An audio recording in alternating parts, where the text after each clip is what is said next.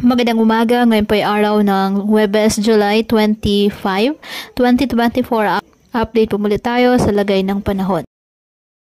Lumakas at isa naganap na super typhoon category ang bagyong Karina at taglay ang lakas ng hangin umabot sa 185 km per hour malapit sa sentro at pabugsong 250 km per hour.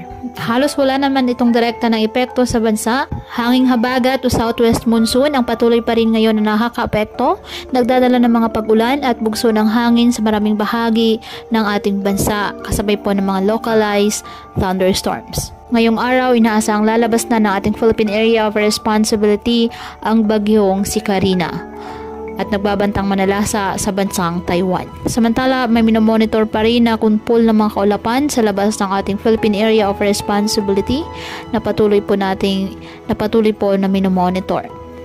Ngayong araw, asahan pa rin ang mga pag-ulan sa halos buong bansa na dulot po ng hanging habagat na pinalakas ng bagyong Karina at mga localized thunderstorms.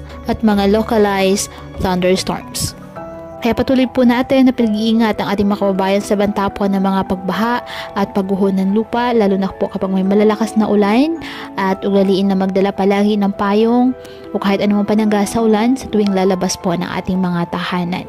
At yan po muna ang update sa lagay ng panahon ngayong araw. Muli patuloy po tayo na mag-ingat at palaging tandaan, God loves you. Stay safe and God bless.